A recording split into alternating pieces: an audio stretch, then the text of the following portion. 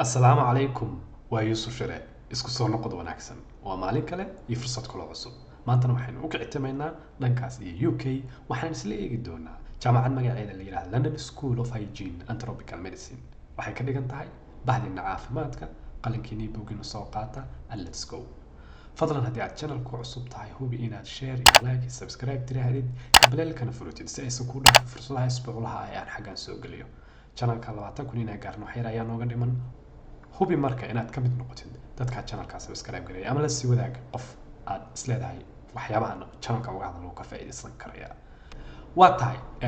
London School of Hygiene and Tropical Medicine waa iskuuladaas UK jaamacadaha kamid ah jaamacadaha UK ku yaala khaasatan London kulliyadaha ay bixiso dhammaan caafimaadka la xiriira marka waxaan hubaa in badan ama dhalinyaro badan oo caafimaadka background-kooda uu yahay ay ugu xiran yihiin markasna ay weydiiyaan fursado la xiriira caafimaadka maanta waxaan idin wadaa fursado runtii dahab ah mid iyo dhowr ah oo ay jaamacadaasi bixinayso taasoo scholarship ah kuwaas oo aad ka helaysid fursado masters iyo PhD undergraduate iga raali ahaada insha Allah marka ugu horeyso idinkana helo caafimaadka la xiriira undergraduate waan soo gelin doonaa laakiin maanta muuqaalkan waxa aad uga faa'iideysan doona dadka masterska doonaya inay diyaariyaan ama PhD-ga ee la xiriira maadooyinka caafimaadka waa tahay aynu isla eegno marka jaamacadda website-keeda markaa soo gashid London School of Hygiene and Tropical Medicine ee aad eegtid website-ka rasmiga ah waxaad eegi karaysaa sidoo kale menuga goorta sii gashid study with us ku dhufatid study with us markaad tirahdid research iyo courses iyo waxaas ku soo baxaya fees and funding baa ku sii dhufanaysaa fees and funding marka aad ku dhufatid baad funding scholarships ku sii dhufanaysaa saad u heshid scholarship-yada ay dabcan jaamacadaas bixiso kadib baa waxa uu imanaysaa scholarship-yada qaybtooda masterka iyo PhD-ga marka PhD iyagu gaarkooda baaritaan way u samaysan karayaan waxaan ku hormarinaa eegi doonaa masters fursadaha masterka ee jaamacadaas ay bixinayso marka masters MSc ama masters in research iyo funding scholarship-ka ay jaamacaddu bixinaysa baa listigooda xaggan nooga muuqdaa sida xaggan idin ka muuqatana waxa weeye runtii listi badan laakiin meesha aad doonaysid ay tahay inaad ishi ku haysid waxa weeye eligibility by fee status marka jaamacaddu goortii ay arday aqbalayso ardayda waxay u kala saartaa home students iyo offices marka home fees-ku waa lacag laga qaadaya ama fursadaha la siinaya dadka waddankaasi ku dhaqan oo ku nool oo Britishka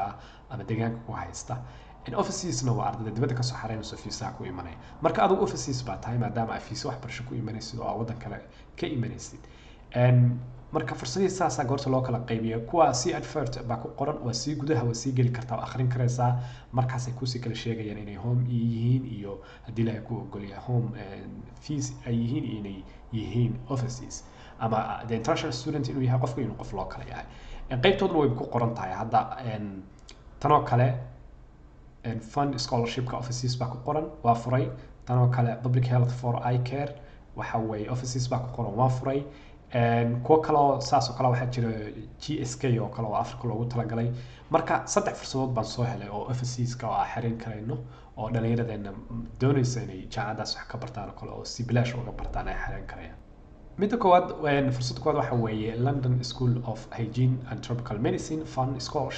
scholarship-ka haddaad xogtiisa dhammaystiran xagga ka heshin waxa weeye full tuition fee baa qofka la siin doonaa offices fee rate oo lacagta ardayda dadka internationalka soo xareynay laga cover gareyn doonaa fee trip-kii sidoo kale safarkii wixii uu ka soo galay baa laga dabiri doonaa iyo living allowance in la siiyo jeebgalis uu qofkaas ku noolaanay taasoo 22,000 oo geni sterling gaaraysa eligibility-ga haddaad fiirisidna waxaa ka mid ah inuu qofku national yahay ama uu degan yahay low to middle income countries kuwana haddaad sii furtid Soomaaliya way ku jirtaa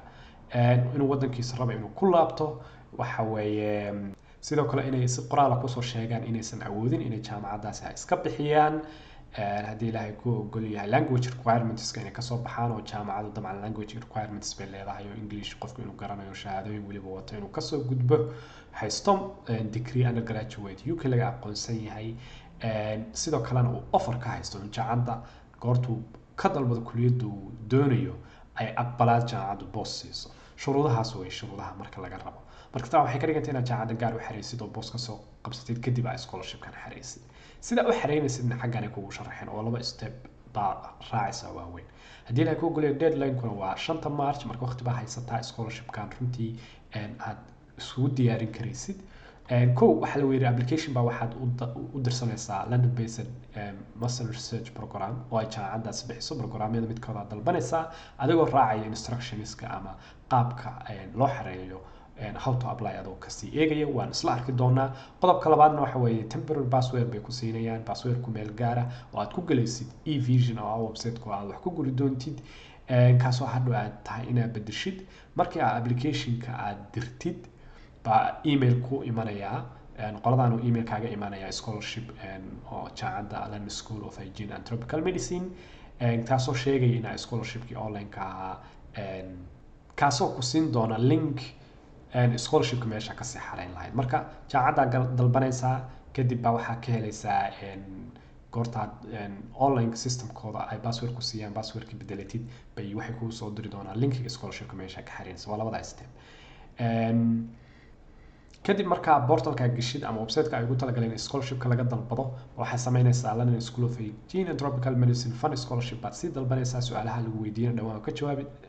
dhammaan waad ka jawaabaysaa deadline-ka kadib wax ay aqbalayaan malaha marka hubi intaan deadline-ka la gaarin portalkaasna buuxisid kadibna iyaga kuu soo jawaabi doono outcome-ka wixii ka soo baxay xareyntii xareysay kula soo wadaagi doona meeshaan xogo kale oo muhiim ah ku qoran oo scholarship-ka iyo la xiriira kuwaas oo ay kamid tahay inaan distance learning-ka uusan kan aqbalayn waxa kamid ah in waxa weeye step-yadu ay habeeyaan step-yadaas la maro inta scholarship-ka la buuxin ama jaamacadda aadan boos ka dalban oo ay kamid tahay inuu £50 uu qofku admission ku bixiyo admission fee ama application fee sida loo yaqaan marka haddii aadan ahayn isku day jaamacadda inaad tiraahdo anigu ma haysto waiver ma samayn karaysaan haddii aad haysid oo aad goorta jaamacadda iyo website-ka soo akhrisid requirements-kooda dhan ka soo baxdayna markaas dee iska bixi ma garatan marka waxay ku leeyihiin waqti sii marka steps-kan oo dhan iyagana si akhri waa kusii guide garaynayaan laakiin scholarship-kan fundiga qaybtiisa ah xogtiisa guud waa saas details-kana meelahan oo dhan baa kasii helaysayo jaamacadda website-kada xogo kaloo dheeri kasii helaysaa scholarship-ka labaad oo isla ay London School of Hygiene and Tropical Medicine bixinayso waxa weeye GSK Scholarship for Future Health Leaders scholarship-kan isagana waxaa loogu talagalay dad dhalinyaro oo kasoo jeeda sub-Saharan countries inuu qofku wadamada kasoo jeedo ama uu deegaan ku yahay isagana waxa uu ka dibri doonaa tuition fee oo jaamacadda lacagta laga qaadi lahaa tribiyada iyo waxyaabahaas iyo jeebgeliskii oo isna 22,000 marka scholarship isaguna fiican waana 3 scholarship kan numberkiisu uu yar yahay laakiin waa mid loogu talagalay sub-Saharan Africa qofku sidii shuruudii hadaad soo aragnay kale inuu rabo inuu wadankiisa ku laabto inuu dhaqaalaha u baahan yahay inuu shuruudaha luqadda oo kale uu ka soo bixi karo inuu degree haysto boosna ka haysto jaamacadda shuruudahaas sidii kuwii aan hore u soo aragnay kan wuxuu xirmayaa isaguna March haddii ilaahay ku ogol yahay scholarship-kuna xareyntiisuna waa labadii step aan hore usoo sheegnay oo kale jaamacadda boos ka dalbanaysaa jaamacadda markaa boos ka dalbatid bay platform kale ku siinayaan link bay kuu soo dirayaan oo aad scholarship-ka ku xareyn doontid scholarship-ka xaggaa ka dalbanaysaa kadibna haddaad heshay haddii kale lagu soo jawaabaya xaggana waxay kugu sii sheegayaan shuruudo waxyaabo kaloo dheeriya xogo kaloo dheeriya oo haddii ilaahay ku ogol yahay maadooyinka xareyn kartid maadada aan xareyn karayn iyo waxaas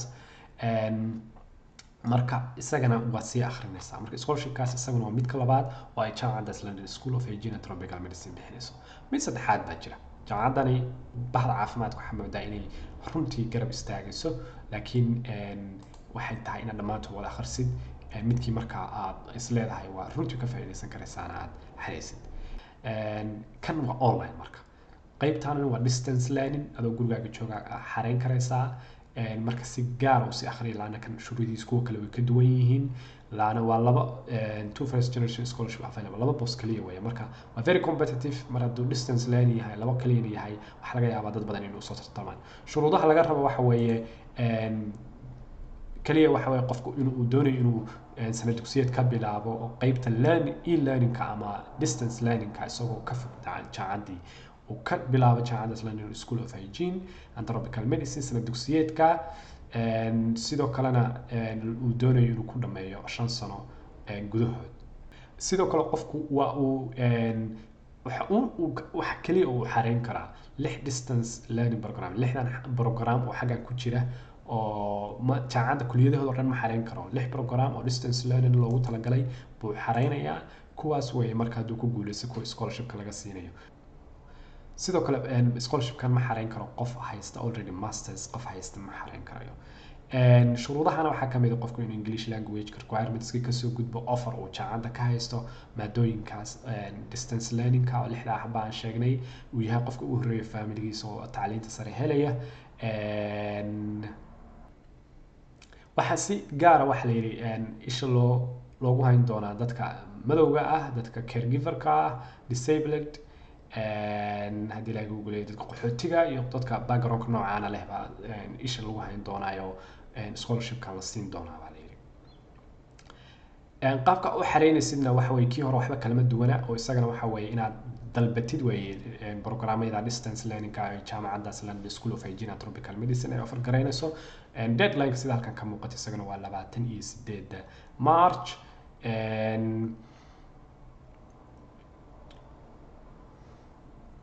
marka qaybtan learning distance learning-ka oo adiga wadankaaga joogo aad London iman iyo campus-ka aad baranaysid 6 kuliyadood baa lagu ogolyahay inaad xareysid 2 boos kaliya weeye 6 kuliyadood baa soo dalbanaysaa markii aad boos ka heshid baad kadib scholarship-kaas dhahaysaa baan xiiseynaya sidaas asaga ku galaysaa labada kale uu ka duwan 6 kuliyadood marka oo distance learning qofku isagoo ka maqan wadanka uu ka baran karo jaamacaddaas London School of Hygiene and Tropical Medicine waxa weeye clinical trials epidemiology global health policy health and humanitarian crisis infectious disease iyo public health 6 kuliyadood baa loo ogol yahay marka iyagana waa si akhrin karaysaa sida loo dalbado requirements-kooda haddii aad marka jeceshahay inaad online-ka dabcan ka baratid saasa ku xareynaysaa sida labada scholarship oo kale hore u soo dhaafnay oo iyaga ay tahay qasab inuu qofku London yimaado waxa uu imanaysaa koorsooyinka ay jaamacaddu bixiso saan idin sheegay jaamacaddan magaceedana ka muuqata waa jaamacad maadooyinka caafimaadka la xiriira dhammaantood ka shaqeysa planetary health sida halkan ka muuqata waxa weeye epidemiology data science mental health medical microbiology public health marka wixii oo dhan baa xagan ku jira oo la xiriiraya caafimaadka qofku markuu labada scholarship hore xareynayo oo on site ka face to face ka ugu baranayo aan online ka ahayn waa inaan kuliyadahan mid soo dalbatid kuliyadahaas mid kamid ah haddaan furno niraahno masters in research oo public health aan furnay xogtiisa dhan xaga ka helaysaa oo waxaad maadadan inaad xareyn karaysid requirements-kada inaad kasoo bixi karaysid in kala hubinaysaa waa full time part time na wuu leeyahay laakiin scholarship mar hadday tahay qofku waa inuu full time ka dhigto face to face weeye maaha online sida halkaa ka muuqata xogihii marka dheeriga ahaa baa xareynaysa ayaa xareyn kara maadooyinka lagu baran doono semesterada iyo sida loo qaabeeyey xogtii dhan baa xagga ka helaysaa termkii waa ku xaggan ka muuqda inter requirements-ka oo imanaysa xaggan ay ku leeyihiin waxaa laga rabaa degree ay UK aqoonsan tahay oo kale waxaa haddii ilaahay ku ogol yahay kaloo lagu weydiinaya English requirements-kii marka qofku waa inuu is akhriyo linkeedan sii furfuro oo uu hubiyo inuu dokumentiyadan oo dhan hayso si uu boos uga dalbado jaamacadda intuusan lacag iyo bixin iyo waxba uusan rajadiisa kor u qaadin fees-kii bay xaggan ku qoreen qofkii doonaya inuu lacagtiisa ku dhigto kale waa lacag qaali ah weliba dadka offices-ka markaa fiiri sidoo kale full time waa 30,000 pound oo lacag fara badan part time hadii sanadkiiba waxay noqonaysaa 40,000 marka inuu scholarship-kan eegayna scholarship-kana waa inaad marka shuruudaha soo buuxin karaysid scholarship-ka opportunities-kii meeshaan ku saareen career-ka qofku wuxuu ka shaqeyn karo how to apply daas way imanaysaa marka waa kana qofku waa inuu online u sameeyo admission policies-ka akhriyo goorta ay xirmayaan xogtii oo dhan baad xaggan ka helaysaa marka inta furtaan kuliyadaha aad danaynaysaan oo how to apply instruction-keeda raacdaan haddii ilaahay ku ogol yahay qora inaad shuruudihii kasoo bixi karaysid kasoo bilow kuliyadda aad dhiganaysay jaamacadda shahaadad ka wadatid luqadii iyo requirements kale u baahnaayeen wixii dhan goorta soo hubaysatid baa hadhow apply dhahaysaa admission fee-gana waa iga weefargaray waa ku dayi kartaa haddii aad hubtid inuu dee faylkaaga iyo CV-gaagu adag yahayna markaas waa risk aad qaadan karaysid marka London School of Hygiene and Tropical Medicine isha lagu hayo markasta inta timaadaan qaybta website-ka jaamacadda inta timaadaan fees and funding scholarships masterka iyo saas u eega haddii ilaahay ku ogol yahay iyo scholarship-yada markaas ay bixinayso listigooda sida halkan ku aragnay haddaan gadaal u laabatidna waxaa arkaysaa sidoo kale PhD-gii oo isaguna xaggan ku jira marka dadka masarka kasoo qalin jabiyey ee doonayay PhD diyaariyaan maadooyinka la xiriira iyaguna linkigaasi sii furayaan saasayna usii booqanayaan fursadaha ka bannaan London School of Hygiene and Tropical Medicine guntii iyo gabagabadii London School of Hygiene and Tropical Medicine baxdina caafimaadku isha ku haya aada uga warhaya waa runtii waa jaamacad cajiib oo fursado badan bixisa baaritaanna ku sameeya kulliyadda marka si xiiseynaysid backgroundkeeda leedahay ama ka shaqaysay wixii aad fahmin oo mugdi kaaga jira qaybta commentiga igula soo wadaag ama groupkeena Telegramka soo dhig haddii aan insha Allah waqti u helo waan kasoo jawaabi doonaa fadlan sidii aan channelka bilowgiisa ku xusay hubi inaad channelka share subscribe like tiraahdo kamaleelkana fursadaha badan ee isbuuc kasta soo geliya aysan ku dhaafin isbuucaan waxaan kaloo soo geliya fursado kale oo iyagu UK ka bannaan iyo haddii ilaahay ku ogol yahay Canada idinkuna haddaa aragtaan fursado cajiib oo aan arag ii soo dira linkskeeda saan isha u mariyo oo wixii aan markaa u arko inaan ka faa'iidaysan karaysaan aan soo dhigo ilaa kulanka kan xiga oo isoo idin la isma dhaafin assalaamu calaykum